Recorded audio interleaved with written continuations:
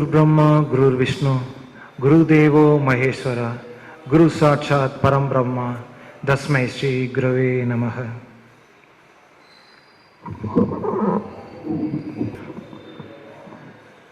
எல்லாம் வல்ல முருகனின் அருளோடும் இங்கு அமர்ந்திருக்கிற பக்தர்களாய உங்களுடைய ஆசியோடும் இந்த நிகழ்ச்சிக்கு ஏற்பாடு செய்த உயர் திரு ராஜாண்ணா அவர்களுடைய ஆசியோடும் இன்றைய சொற்பொழிவு உங்கள் முன் தொடங்குகிறேன்.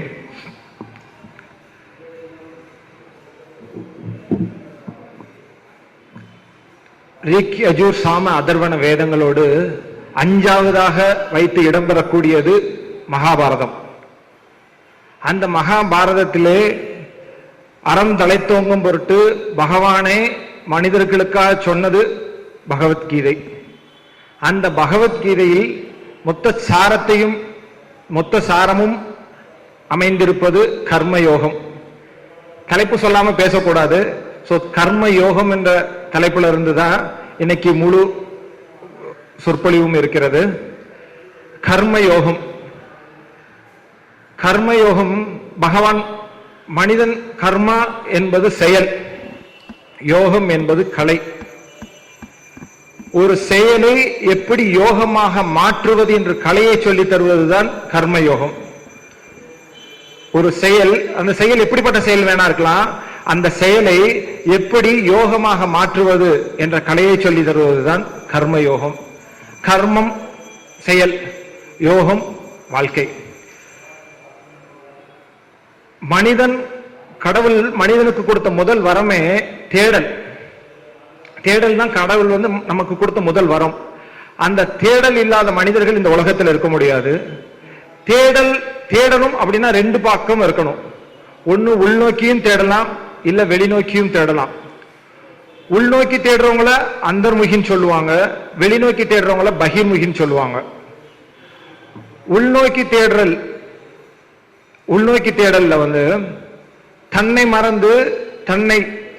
தன்னை மறந்து ஒரு கூட்டத்தில் இருக்கும்போது கூட ஒரு ஏகாந்த நிலையை உணரக்கூடியவர்கள் உள்நோக்க பார்வையுடையவர்கள்.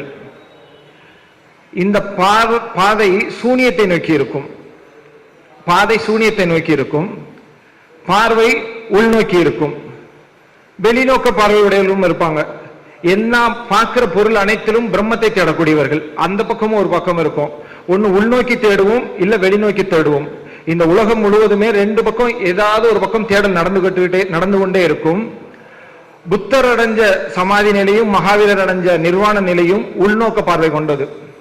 புத்தர்கிட்ட ஒரு தடவை ஞானம் அடைஞ்ச போது ஒருத்தர் கேட்டாரு, பகவான் அவர்களே, நீங்கள் ஞானம் அடைந்த போது உங்களுக்கு என்ன கிடைச்சது அப்படின்னு. பகவான் புத்தர் சொன்னாரு, நேதி ஒண்ணுமில்லை, எனக்கு ஒண்ணுமே கிடைக்கல அப்படின்னாரு. அப்ப ஞானம் அடையும் போது ஏதாவது இழந்தீர்களா அப்படின்னாரு.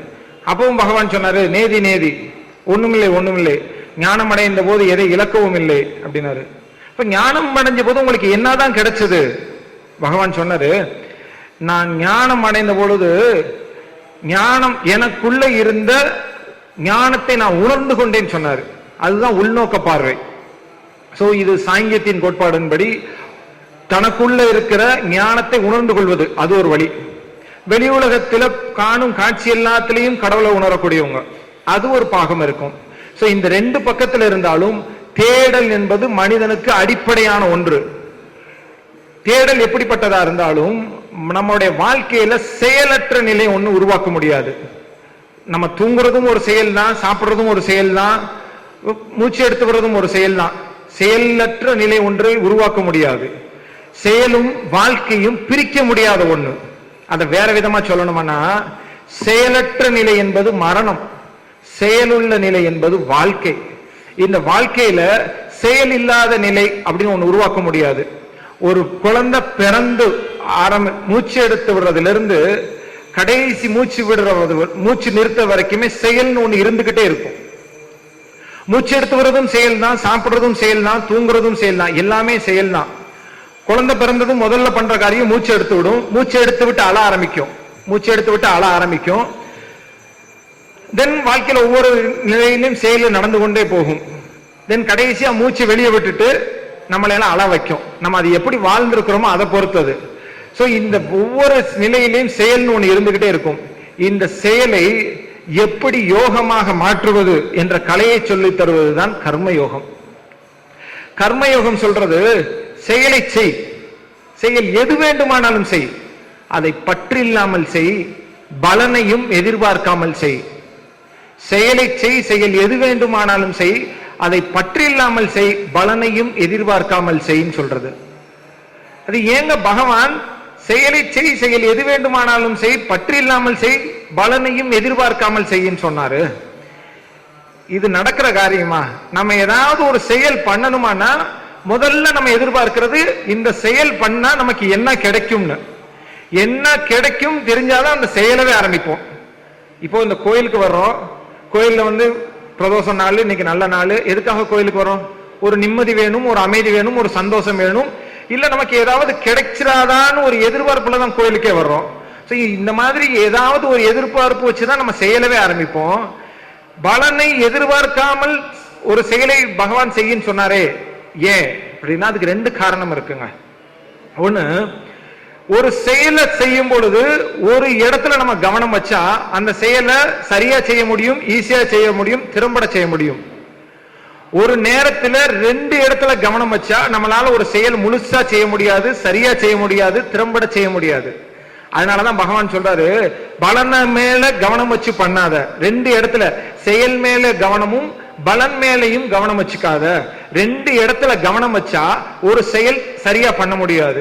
நம்மளே குழந்தைகள்கிட்ட சொல்றது உண்டுங்க, படிக்கும் போது ஒரு இடத்துல மட்டும் கவனம் வச்சு படிச்சுக்கோ, இல்ல ஒரு செயல் பண்ணும்போது ஒரு சிந்தனையில ஒரு நிலையில இருந்தா அந்த செயல் நல்லா செய்ய முடியும். அதுதாங்க காரணம். ரெண்டு இடத்துல கவனம் வச்சா நம்மளால ஒரு செயலை முழுசா செய்ய முடியாது, திருப்தியா செய்ய முடியாது, திறம்பட செய்ய முடியாது. பாதி எவ்வளவுதான் திறமையா இருந்தாலும் ஒரு நேரத்துல ஒரு இடத்துல கவனம் வைக்கும் பொழுது அந்த செயல் ஈஸியா பண்ண முடியும், திறம்பட செய்ய முடியும், நம்மளுடைய திறமை முழுவதையும் வெளிப்படுத்த முடியும். ரெண்டு இடத்துல கவனம் வச்சா, பலன் மேல கவனம் வச்சா அந்த செயல் நம்மளால திருப்தியா செய்ய முடியறது இல்ல. பலன் மேல கவனம் வச்சுக்கிட்டே இருந்தா இந்த செயலுடைய தன்மை குறைஞ்சு போகும். சோ பகவான் செயல் பலன் எதிர்பார்க்காதன்னு சொல்லி இருக்கிறாரே தவிர பகவத்கீதையில எந்த இடத்துலயுமே பலன் கிடைக்காதுன்னு சொல்லல. அதுக்கு மாறா சொல்றாரு, யார் ஒருவன் பலன் எதிர்பார்க்காமல் செய்யறாங்களோ அவங்களுக்கு அதிக பலன் கிடைக்கும் சொல்றாரு. உண்மையிலே அதிக பலன் கிடைக்கிறதுக்காகத்தான் நம்மள பலன் மேல கவனம் வச்சுக்காத, செயல்ல மட்டும் கவனம் வச்சிரு. செயல்ல கவனம் வச்சு செய்யற செயல் தான் கர்மயோகம் ஆறது. பலன் மேல கவனம் வச்சா பலன் கிடைச்சாதான் சந்தோஷம் நாய் போயிடும் மனசுக்கு. இன்னொரு காரணம், பலன் கிடைச்சாதான் சந்தோஷம் நாய் போயிடும், செயல் பண்ணும்போது சந்தோஷம் இருக்காது. பலன் இன்னைக்கு கிடைக்குமா கிடைக்காதான்னு தெரியாது, நாளைக்கு கிடைக்கும். ஒரு பிசினஸ் பண்றோம், இல்ல ஒரு வேலை பார்க்கிறோம், நினைச்ச உடனே அது நடக்குமான்னு இருக்காது. அதுக்கு கொஞ்சம் நாளாகலாம், கொஞ்சம் நேரமாகலாம், இல்ல கொஞ்சம் வருஷம் கூட ஆகலாம், எவ்வளவு நேரம் வேணா ஆகலாம். ஆனா எனக்கு அந்த பலன் கிடைச்சாதான் எனக்கு சந்தோஷம். கோயிலுக்கே வர்றோம், நம்ம நினைக்கிறது இன்னைக்கே கிடைச்சாதான் சந்தோஷம்னா மற்ற வாழ்நாள் பூரா நம்மளால சந்தோஷமா இருக்க முடியாது. அதுக்கு பதிலா இப்போ செஞ்சுக்கிட்டு இருக்க செயல் மேல சந்தோஷம் வச்சா பலன் கிடைக்கும் போதும் அந்த சந்தோஷத்தை அனுபவிக்க முடியும். பலன் கிடைக்கும் போது பலன் கிடைச்சாதான் சந்தோஷம்னுட்டு இன்னைக்கு செயல் மேல சந்தோஷமே இல்லாம ஒரு கஷ்டப்பட்டு ஒரு செயல் செஞ்சா நம்மளால அந்த செயலை முழுமையாவும் செய்ய முடியாது, திறம்படவும் செய்ய முடியாது. அந்த பலன் கிடைக்கும் போது சந்தோஷம் கிடைக்கும் பொழுது அந்த சந்தோஷத்தை அனுபவிக்கிற மனசு கூட நமக்கு இருக்காது. ஏன்னா ஆரம்பத்திலிருந்து கஷ்டத்தையே கஷ்டமா இருக்கு, இது கஷ்டமா இருக்கு, இது கஷ்டமா இருக்குன்னு சொல்லி இந்த கஷ்டத்தையே அனுபவிச்சுட்டு வந்தா நமக்கு பலன் கிடைக்கிறப்ப அந்த சந்தோஷத்தை அனுபவிக்கக்கூடிய மனசும் நமக்கு இருக்காது. சோ செயலை செய், செயல் எது வேண்டுமானாலும் செய், பற்றில்லாமல் செய், பலனை எதிர்பார்க்காமல் செய்ன்னு சொன்னதுக்கு ரெண்டு காரணம். ஒன்னு, சந்தோஷத்தை முழுசா அனுபவிக்கணும். செயல் செஞ்சுக்கிட்டு இருக்கும் பொழுதே அந்த சந்தோஷத்தை அனுபவிச்சாதான் பலன் கிடைக்கும் பொழுதும் அந்த சந்தோஷத்தை அனுபவிக்க முடியும், ஒரு காரணம். ரெண்டு, அதிக பலன் கிடைக்கணும். ஒரு பலன் அதிக பலன் கிடைக்கணும்ன்றதுக்காக தான் பகவான் பலனை எதிர்பார்க்காமல் செய் அப்படின்னு சொன்னாரு. செயலை செய், செயல் எது வேண்டுமானாலும் செய், அதை பற்று இல்லாமல் செய், பலனையும் எதிர்பார்க்காமல் செய். அது ஏன் பற்று இல்லாமல் பண்ணுன்னு சொல்லி இருக்கிறாரு பகவான்? வேற ஏதாவது சொல்லி இருக்கலாமே. இதை பற்று இல்லாமல் நம்மளால ஒரு செயல் பண்ண முடியுமா? நம்ம ஒரு செயல் பண்றோம், ஒரு பற்று இருந்தா தானே, இது என்னுடைய வேலை, என்னுடைய செயல் இருந்தா தானே, ஒரு பற்று இருந்தா தானே நம்ம அந்த செயலை முழுசா செய்ய முடியும். பற்றே இல்லாமல் நம்மளால ஒரு செயலை முழுசா செய்ய முடியுமா? அதை திறம்பட செய்வோமா? ஆசையா செய்வோமா? நம்மளுடைய செயல் இருந்தா தானே, நம்மளுடைய வேலைன்னு இருந்தா தானே, பற்று இருந்தா தானே நம்ம அதை முழுசா செய்வோம் அப்படின்னு நமக்கு தோணும். பட் பற்று இருந்தா நம்மளால அந்த செயலை முழுமையா ஈடுபட முடியாது. ஏன் பற்று இல்லாமல் பண்ண சொல்லி இருக்கிறாருன்னா அதுக்கும் ரெண்டு காரணம் இருக்கு. ஒண்ணு, பற்றோடு இருக்கிற நிலையில நம்மளால ஒரு சரியான முடிவு எடுக்க முடியாது. ஒண்ணு. ரெண்டு, எப்போ ஒரு செயல் மேல பற்று வருதோ ஆணவம் வந்து போயிடும். ஆணவம் வந்து போயிடும். அர்ஜுனனுக்கு அதுதான பிரச்சனையா இருந்தது. அர்ஜுனன் பெரிய போர் வில்லாளி. அர்ஜுனன் கேட்கிறான், கிருஷ்ணா, நாளைக்கு நான் இவங்க கூட எல்லாம் சண்டை போட போறேன், என் கூட சண்டை போடுறவங்க யாரெல்லாம் நான் பார்க்கணும் அப்படின்னு ஆசைப்படுறேன் அப்படின்னு சொன்னா, கிருஷ்ணன் சரி பரவாயில்ல, நீ சண்டை போடுறதுன்னு முடிவாகி போச்சு, சண்டை போடுறதுக்கு வந்தாச்சு, நீ போ, நம்ம இன்னைக்கு பார்த்தாதான் உண்டு, நாளைக்கு அவங்க உலகத்துல இருப்பாங்களா இருக்க மாட்டாங்களான்னு தெரியாது, சரி வா போய் பார்க்கலாமே அப்படின்னு சொல்றான். பார்க்கலாமே அப்படின்னு சொல்லிட்டு வந்து ரெண்டு படைகளுக்கு நடுவில் தேரை நிப்பாட்டி வச்சுட்டு பகவான் சொல்றாரு. அர்ஜுனனும் பகவானும் நிக்கிறாங்க. அர்ஜுனன் கேட்கிறான், கிருஷ்ணா, இந்த தேர்ல உட்காந்துட்டு அங்க கேட்கிறான், அங்க தேர்ல உட்கார்ந்து இருக்கிறது என்னுடைய தாத்தா பீஷ்மராச்சே. ஆமா, யாரும் இல்லைன்னு சொன்ன. பக்கத்துல நிக்கிறது என்னுடைய குரு துரோணாச்சாரியாச்சே. ஆமா, உன்னுடைய குருவே தான். அதுக்கு பக்கத்துல இருக்கிறது என்னுடைய சோதரனாச்சே, என்னுடைய அண்ணனாச்சே, துரியோதனாச்சே. ஆமா, 3 பேர் தான், அவங்க 3 பேர் தான் சண்டை போடுறதுன்னு முடிவாகி வந்திருக்கு. என்ன பண்ணலாங்கிற, இப்படி 3 பேர் கூட சண்டை போட்டு இந்த நாடு இந்த ராஜ்யத்தை நான் அடைகிறதுக்கு இந்த நாடும் ராஜ்யமும் எனக்கு வேண்டாமே அப்படிங்கிறான். நமக்கு பார்த்தா இந்த 3 பேர் கூட சண்டை போட்டு நாடு ராஜ்யம் வேணான்னு சொல்றானே, அர்ஜுனன் உயர்ந்தவனா தோணும். கேட்கிறான், இந்த 3 பேர் கூட சண்டை போட்டு இவங்களை கொன்னு அந்த ராஜ்யத்தை நான் அடைகிறதுக்கு அடையாமலே இருப்பேனே அப்படின்னு கேட்கிறான். பகவான் அடுத்த கேள்வி கேட்கிறாரு, ஏன் அர்ஜுனா, இந்த 3 பேர்த்தையும் உன்னால இந்த 3 பேர்த்தையும் உன்னால கொல்ல முடியாது, இவங்களை கொன்னு ராஜ்யம் வேணான்னு சொல்றியே, உன்னால இவங்களை காப்பாத்திர முடியுமா? உன்னால இவங்களை காப்பாத்திர முடியுமான்னு கேட்கிறாரு. அப்பதான் அர்ஜுனனுக்கு ஒரு ஞான உதயமே வருது. அது என்னால முடியாது, அது வேணா பகவானா இருக்கிற உன்னால வேணா முடியும், கிருஷ்ணா என்னால முடியாது, அவங்களை காப்பாற்ற முடியாது அப்படின்னு சொல்றான். அதான் பகவான் கிருஷ்ணன் சொல்றாரு, எப்போ உன்னால ஒருத்தவங்களை காப்பாற்ற முடியாதோ அப்போ உன்னால கொல்லவும் முடியாது. யார நீ காப்பாற்ற முடியல அவனால உங்களை கொல்லவும் முடியாது. உன் செயல் எதுவோ அதை மட்டும் செய், உன்னுடைய தர்மம் எதுவோ அதை மட்டும் செய். சண்டை போட வேண்டியது உன்னுடைய சத்திரிய தர்மம், உன்னுடைய தர்மத்தை மட்டும் செய். பலனை பத்தி நீ ஒன்னும் அது பண்ண வேணாம். நான் பண்றேன்ற ஆணவம் வச்சுட்டு அது பண்ணாத, அதை எனக்கு சமர்ப்பணம் பண்ணிடு அப்படின்னு சொல்றாரு. அது ஏன் எனக்கு சமர்ப்பணம் பண்ணு அப்படின்னு சொல்றாரு? ஏன் சமர்ப்பணம் பண்ணு அப்படின்னு சொல்றாரு அப்படின்னா, நம்ம எல்லாருக்கிட்டையும் இருக்கிறது அதுதான். நான் பண்ணிட்டேன், இது என்னுடைய செயல், நான் பண்ணிட்டேன், நான் பேசிட்டேன், நான் சாதிச்சுட்டேன். நம்ம எல்லாரும் நம்ம பண்ணிட்டோம், நான் பண்ணிட்டோம்னு இருக்கும். அது இல்லை. நான் பண்ணிட்டேன்னு சொல்றதுக்கு பதிலா இது பகவானால எனக்கு அருளப்பட்ட ஒரு வாய்ப்பு அப்படின்னு நினைச்சா அதுதாங்க உயர்ந்த தன்மைன்னு சொல்றது. நான் பண்ணிட்டேன், நான் சாதிச்சுட்டேன்னு சொன்னா அங்க ஒரு சாதனை இருக்க போறது இல்லை. எனக்கு பகவான் கொடுத்த வாய்ப்பு, எனக்கு கிடைக்கப்பட்ட சுதர்மம் அப்படின்னு நினைச்சா அங்க ஏதாவது யோசிக்கிறதுக்கு ஒரு பாதை வழியாவது இருக்கும். பகவான் புத்தர்கிட்ட வாழ்ந்த காலத்துல ஒரு அழகான ஒரு சம்பவம். பகவான் புத்தர் ஞானம் தேடி காட்டுக்கு போறாரு. ஒரு 14 வருஷம் ஞானம் தேடி காட்டுக்கு போறாரு. காட்டுல இருந்து தன்னுடைய குருமார்கள்ட்டும் தன்னுடைய சாதனா மூலயமா ஞானத்தை தேடி அலைஞ்சு 14 வருஷம் கழிச்சு ஞானம் கிடைக்குது. இதை கேள்விப்பட்ட புத்தருடைய பக்கத்து நாட்டு ராஜா ஒருத்தர் புத்தர் மாதிரியே ஞானம் அடையணும்னு ஆசைப்படுறாரு. இது நமக்கு இருக்கிறது தானே. நம்ம எப்படி இருக்கிறோமோ அப்படியே நம்ம பக்கத்து வீட்டில் இருக்கிறவங்க எப்படி இருக்காங்களோ அதே மாதிரி நம்மளும் இருக்கணும்னு ஆசைப்படுறது இது ஒன்றும் தப்பான ஒரு விஷயம் இல்லையா? அவருக்கும் ஒரு ஆசை வருது, நானும் புத்தர் மாதிரியே ஞானம் அடைஞ்சா என்ன அப்படின்னு. இவர்கிட்ட இருக்கிற ஒரு கெட்ட பழக்கம் என்னன்னா, புத்தர் என்ன பண்ணாலும் பண்ணணும்னு தோணும், அதே மாதிரி ஞானம் அடையணும்னு தோணும். ஞானம் அடைஞ்சதை கேட்டு இவருக்கு ஞானம் அடையணும்னு தோணிருச்சு. புத்தர் ஞானம் எப்படி அடைஞ்சாரு அப்படின்னு தேடி தெரிஞ்சா, புத்தர் ஞானம் எப்படி அடைஞ்சாரு அப்படின்னு தேடும் பொழுது, புத்தர் தன்னுடைய நாடு ராஜ்யம் வம்சம் எல்லாத்தையும் விட்டுட்டு ஞானம் தேடி காட்டுக்கு போறாரு.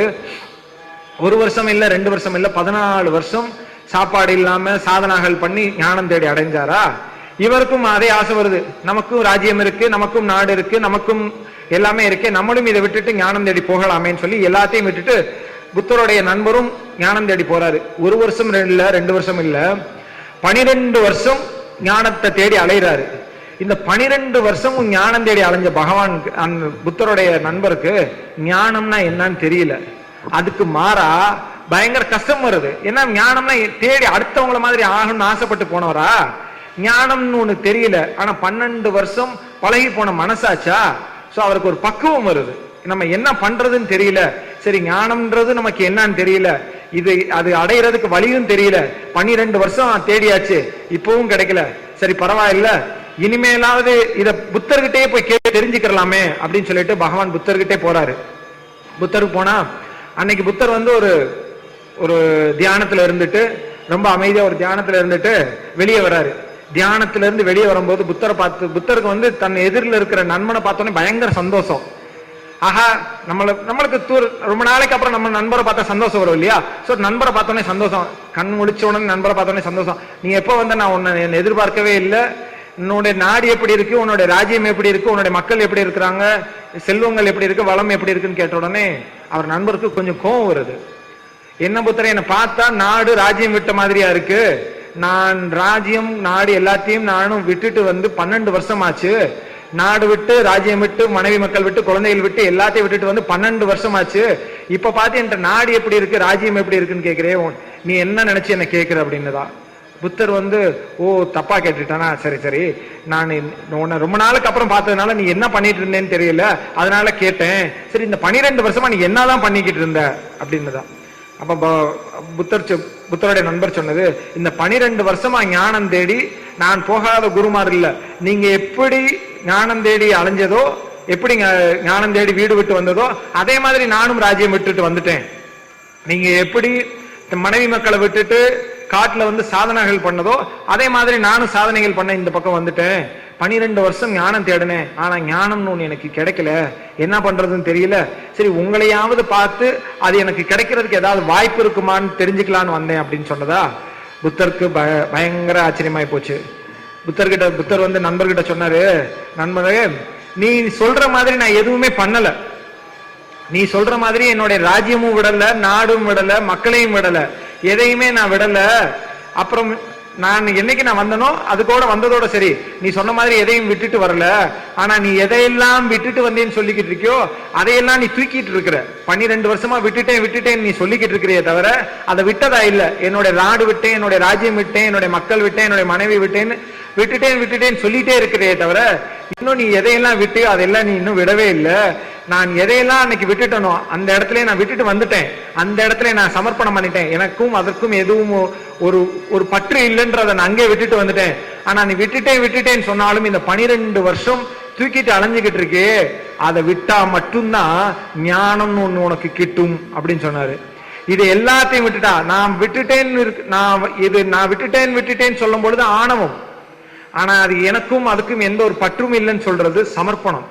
சோ ஆணவம் இருக்கிற நிலையில உனக்கு ஞானம் கிட்டாது, கடவுளை அடைய முடியாது. அதை எல்லாம் சமர்ப்பணம் பண்ணிடு, பகவானுக்கே சமர்ப்பணம் பண்ணிட்டு வந்தா அப்போ உனக்கு ஞானம் கிட்டும், உனக்கு கடவுளோட அருள் கிடைக்கும் அப்படின்னாரு. ஓ இது எல்லாத்தையும் நான் விட்டுட்டா, எல்லாத்தையும் நான் சமர்ப்பணம் பண்ணிட்டா, நான் சூனியம் ஆயிட்டா கடவுளோட அருள் கிடைக்கும், கடவுளை நான் அடைய முடியுமா அப்படின்னு கேட்டாரா. புத்தர் சொன்னாரா, அப்பையும் கூட உன்னால கடவுளை அடைய முடியாதுன்னாரா. ஏன் அப்படின்னு இப்பதான் புத்தர் சொன்னாரு, எப்போ இதெல்லாம் நீ விட்டுட்டையோ அப்போவே அந்த நிமிஷமே கடவுள் உன்னை தேடி வந்துருவாரு. ஆணவம் இல்லாத இடத்துக்கு கடவுள் உன்னை தேடி வந்துருவாரு, அன்றி நீ கடவுளை தேடி போக வேண்டியதில்லை, தேவையில்லை. ஞானம் சொல்றது தேடி எங்கேயோ தேடி அலைய வேண்டியதில்லை, அந்த பற்றற்ற நிலையில இருக்கிறது தான் ஞானம். சோ உன்னுடைய ஆணவத்தை சமர்ப்பணம் பண்ணிட்டு உன்னுடைய காரியம் எதுவோ அதை மட்டும் செய், அதுவே உன்னை ஞானம் அடைகிறதுக்கு கூட்டு போ, அதுவே உன்னை ஞானம் அடைகிறதுக்கான வழியா இருக்கும் சொன்னதான். சோ நம்மளுடைய வாழ்க்கையிலையும் நான் விட்டுட்டேன், நான் இதை பண்ணிட்டேன், இதை தியாகம் பண்ணிட்டேன், அதை தியாகம் பண்ணிட்டேன்னு சொல்றதுக்கு பதிலா நான் சமர்ப்பணம் பண்ணிட்டேன்ற சமர்ப்பண மனோபாவத்தோட இருந்தா அதுவே ஞானம் அடைகிறதுக்கான முதல் வழியா. பற்று இல்லாமல் செய்யும் சொல்றதுக்கு ஒரு காரணம் ஆணவம் வந்து போயிடும், இன்னொரு காரணம் பற்றுள்ள நிலையில நம்மளால ஒரு பிரச்சனைக்கு கூட ஒரு தெளிவான முடிவெடுக்க முடியாது. வாழ்க்கையில எவ்வளவோ பிரச்சனைகளை நம்மளும் சந்திச்சு வந்திருப்போம், எத்தனையோ முடிவுகள் நம்மளும் வாழ்க்கையில எடுத்திருப்போம். ஏன் நம்மளுடைய நண்பரா இருக்கட்டும், இல்ல நமக்கு சொந்தக்காரங்களா இருக்கட்டும், நம்மளுடைய உறவினர்களா இருக்கட்டும், அவங்களும் சொல்லுவாங்க, அண்ணா கிட்ட போனா நல்ல ஒரு முடிவு சொல்லுவாரு. இவர்கிட்ட போய் கேட்டோம்னா நல்ல ஒரு பதில் சொல்லுவாரு. மாமி கிட்ட போய் கேட்டா ஒரு நல்ல ஐடியா சொல்லுவாங்க. அவங்க சொன்னா அந்த வார்த்தைக்கு ஒரு மறு வார்த்தையே இருக்காது. எவ்வளோ நல்ல விதமா பதில் சொல்ல முடியுமோ அவ்வளோ நல்ல விதமா பதில் சொல்லுவாங்கன்னு எல்லாரும் நம்ம எல்லாரும் சொல்லியிருப்பாங்க. ஆனா நம்மளுடைய வாழ்க்கையில அதே மாதிரி ஒரு பிரச்சனை வரும் பொழுது நம்மளால சரியான முடிவு எடுக்க முடியறது இல்ல. அப்ப நிலை தடுமாறுறோம். அடுத்தவங்களுக்கு ஒரு பிரச்சனைன்னு வரும் பொழுது நம்ம சரியான முடிவு எடுத்துடுறோம். ஆனா அதே ஒரு பிரச்சனை நம்மளுடைய வாழ்க்கையில வரும் பொழுது நம்ம அதுக்கு சரியான முடிவு எடுக்க முடியறது இல்ல. ஏன்னா அதுக்கும் இந்த பற்றுள்ள நிலை தான் காரணம். அடுத்தவங்களுக்கு அடுத்தவங்களுடைய பிரச்சனைக்கு முடிவு சொல்லும் பொழுது பிரச்சனை அவங்களுடையதா இருந்தது. பிரச்சனைக்கு முடிவு என்ன முடிவு நடந்தாலும் நல்லது நடந்தாலும் கெட்டது நடந்தாலும் அவங்களுக்கு நடக்க போறது. அதனால பாதிப்படைஞ்சாலும் உயர்வு அடைஞ்சாலும் அது அவங்களுக்கு கிடைக்க போகுது. இந்த ரெண்டு இந்த தன்மை இருக்கிற இடத்துல நல்லதும் கெட்டதும் எனக்கு இல்ல, இந்த பிரச்சனை என்னுடையது இல்ல அப்படின்ற நிலையில நின்று முடிவெடுக்கும் பொழுது அந்த முடிவு சரியானதா இருக்குது.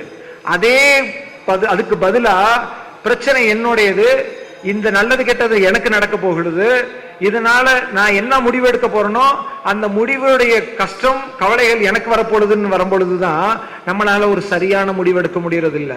அதைத்தான் பகவான் சொல்றாரு, எப்பெல்லாம் முடிவெடுக்கணும்னு ஒரு சூழ்நிலை வருதோ கொஞ்சம் தள்ளி நில்லு, அந்த பிரச்சனையில இருந்து கொஞ்சம் தள்ளி நின்று கவனிக்க முடிஞ்சா அந்த இடத்துல நம்மளால ஒரு தெளிவான முடிவு எடுக்க முடியும். பற்றோடு இருக்கிற நிலையில ஒரு முடிவு எடுத்தா நம்மளால ஒரு தெளிவான முடிவு எடுக்க முடியறது இல்ல. பற்றை அகற்றி பற்றில்லாத நிலையில நின்று ஒரு முடிவு எடுத்தா நம்மளால ஒரு தெளிவான முடிவு எடுக்க முடியும். ஒவ்வொரு பற்றில்லாமல் செய்யற செயலும் பரந்தாமல் செய்யற செயல் சொல்லுவாங்க. அது எப்படி ஆகி போனதுன்னா, பற்று இல்லாமல் ஒரு ஈடுபாடு இல்லாம அதுக்கும் எனக்கும் ஒரு சம்பந்தம் இல்லைன்னு தள்ளி நின்று முடிவெடுக்கும் பொழுது நம்மளால ஒரு தெளிவான முடிவெடுக்க முடிகிறது. ஒரு ராஜா தன்னுடைய நாட்டு மக்களுக்கு நல்லது செய்யணும் அப்படின்னு ஒரு ஆசை. நம்ம நாட்டு மக்கள் சந்தோஷமா இருக்கணும், அவங்களுக்கு செல்வங்கள் இருக்கணும், நோய் நொடி இல்லாமல் இருக்கணும், அவங்களுக்கு எல்லா வளங்களும் தரணும், எல்லாம் பண்ணணும் அப்படின்னு சொல்லி அவன் மக்களுக்காகவே நினைச்சு நிறைய காரியங்கள் பண்ணிட்டு இருந்தாரு. ஆனா எவ்வளவு காரியங்கள் பண்ணாலும் அவருக்கு ஒரு திருப்தின்னு ஒண்ணு வரல. இந்த திருப்தின்னு வரலையா, என்ன பண்றதுன்னு தெரியல. மக்கள் சந்தோஷமா தான் இருந்தாங்க, மக்கள் மகிழ்ச்சியா தான் இருந்தாங்க. ஆனா இந்த ராஜாவுக்கு மட்டும் திருப்தியே வரலையா, என்ன பண்றதுன்னு தெரியல. சரி பரவாயில்ல, இது எப்படிதான் இந்த மக்கள் இவ்வளவு சந்தோஷமா அவங்கள வச்சுக்கிட்டாலும் ராஜாவுக்கு ஒரு திருப்தின்னு வரலையா, என்ன பண்றதுன்னு தெரியல. அவர் அதே வேலையை பண்ணிக்கிட்டு இருந்தாரு, அதே கஷ்டத்தோட பண்ணிக்கிட்டே இருந்தாரு. மக்கள் சந்தோஷமா தான் இருந்தாங்க, மகிழ்ச்சியா தான் இருந்தாங்க, செல்வத்தோட தான் இருந்தாங்க. அப்ப இதை கேள்விப்பட்ட ஒரு குரு, அவர் ஒரு ஞானி அந்த நாட்டை கிராஸ் பண்ணி போகும்பொழுது அந்த நாட்டுக்கு வரும்பொழுது இதை கேள்விப்பட்ட ஒரு ஞானி அந்த நாட்டுக்கு வர்றாரு. ராஜாவை பார்த்து கேட்கிறாரு, இந்த உலகத்துல இந்த நாட்டுல எல்லா பேருமே நல்ல சந்தோஷமா மகிழ்ச்சியா இருக்கிறாங்க, ஆனா ராஜாவான நீ மட்டும் ஏன் மகிழ்ச்சி இல்லாம இருக்கிற அப்படின்னுதான். அப்போ அந்த குரு சொன்னாரு, அந்த ராஜா சொன்னாரு, இல்ல குருவே, எனக்கு இந்த மக்கள் இவ்வளோ என்னால முடிஞ்ச எல்லா காரியங்களும் பண்ணி அவங்களை சந்தோஷமா வைக்கிறதுக்கு என்னால பண்ண முடியுமா நான் எல்லாம் பண்றேன், ஆனா கூட அவங்க சந்தோஷமா இருக்கிறாங்க, ஆனா எனக்கு ஒரு திருப்தின்னு வரலையே, நான் என்ன பண்றது அப்படின்னு கேட்டாராம். நீ என்ன பண்ணலாம்னு நினைக்கிற அப்படின்னாராம். இந்த மக்கள் இப்படியே சந்தோஷமா இருக்கிறதா இருந்தா நான் எது வேணாலும் பண்றேன், என்ன காரியம் வேணாலும் பண்றேன், மக்கள் சந்தோஷம் தான் எனக்கு முக்கியம், அதுக்காக நான் என்ன காரியங்கள் வேணாலும் பண்றேன் அப்படின்னு தான். சரி நீ வேணா ஒரு காரியம் பண்ணு, இந்த நாடு எனக்கு கொடுத்துறியா அப்படின்னு கேட்டதான். ராஜாவுக்கு பயமாயி போச்சு, இவர் சன்னியாசியா இல்ல சன்னியாசி வேடம் போட்டிருக்கிறவரான்னு பயமாயி போச்சு. நாடை எனக்கு கொடுத்துறியான்னு கேட்டா உடனே இவருக்கு இவ்வளவு நாள் ஒரு அட்டாச்மெண்ட் இருந்ததா, ஒரு கஷ்டமும் இருந்ததா, சரி பரவாயில்ல நீங்களே வச்சுக்கோங்க, இந்த நாடு வச்சு நான் என்ன பண்ண போறேன், ஆனா மக்களுக்கு எந்த கஷ்டமும் எந்த கவலையும் வரக்கூடாது, நீங்களே வச்சுக்கோங்க அப்படின்னு தான். குரு பார்த்தாரு, சரி நாளையில இருந்து நாடு என்னுடைய நாடு, நீ ராஜாவா இருந்துக்கோ, ஆனா ஒரு ராஜா சீட்டு பக்கத்துல எனக்கு ஒரு சீட்டு போட்டுரு, ராஜா சீட்டு பக்கத்துல எனக்கு ஒரு சீட்டு போட்டுரு, நானும் இங்க இருக்கிறேன், நீயும்